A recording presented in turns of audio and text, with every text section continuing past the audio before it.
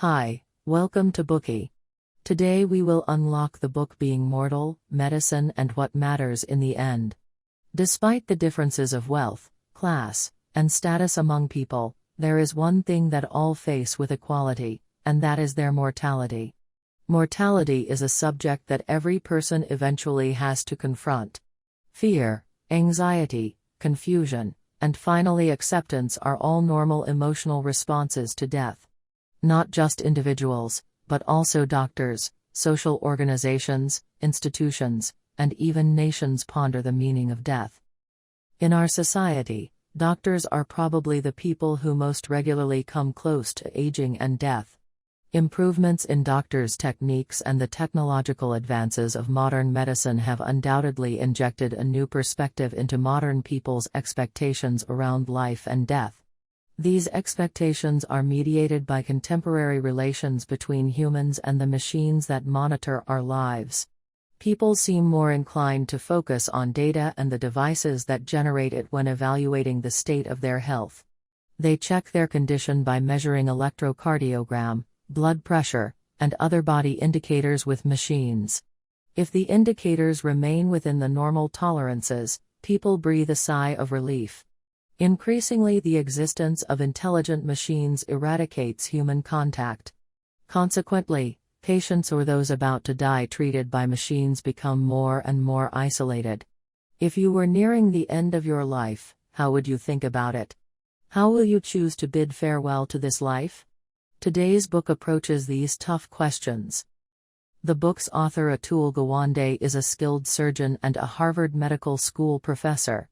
As the youngest health policy advisor in the White House, he was a key figure influencing Obama's healthcare reform policies. Among doctors, Gawande is also the most distinguished commentator. As a staff writer for the prestigious The New Yorker magazine, his articles have not only informed Obama but are praised by financial magnates Warren Edward Buffett and Charles Thomas Munger. Buffett complimented one of his articles in The New Yorker as absolutely magnificent.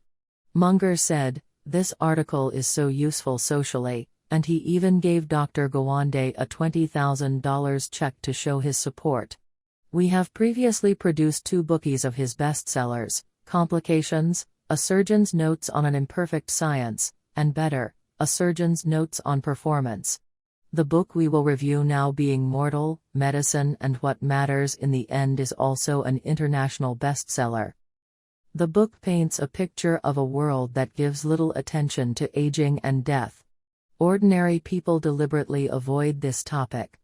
Even doctors and social workers aren't well prepared for discussions around aging and death.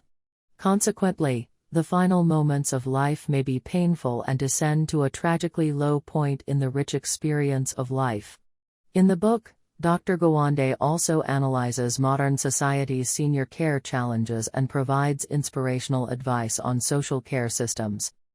Next, we will reveal this book to you in 3 parts.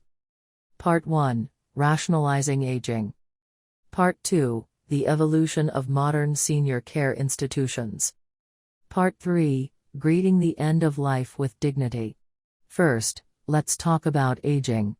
Aging means that a person's body and vitality starts to decline. This can be followed by the emergence of ailments and diseases. Most people think that aging starts gradually after middle age, but it doesn't. The aging process begins much earlier than most people think. The aging process can be detected by examining our teeth, the hardest substance in our body. Even the hard white enamel of the teeth wears away with age to make soft darker layers underneath show through. The gums and pulp begin to lose circulation, and saliva diminishes. The teeth become susceptible to inflammation, root exposure, and loss. Cast your mind back and answer this question. Did you already start to visit the dentist's office more often than before? This is one of the life signs of aging. Let's repeat our reflection, sensing our own aging process. Think back to when you were running upstairs, you felt like your energy was unbounded. But a few years later, after climbing another flight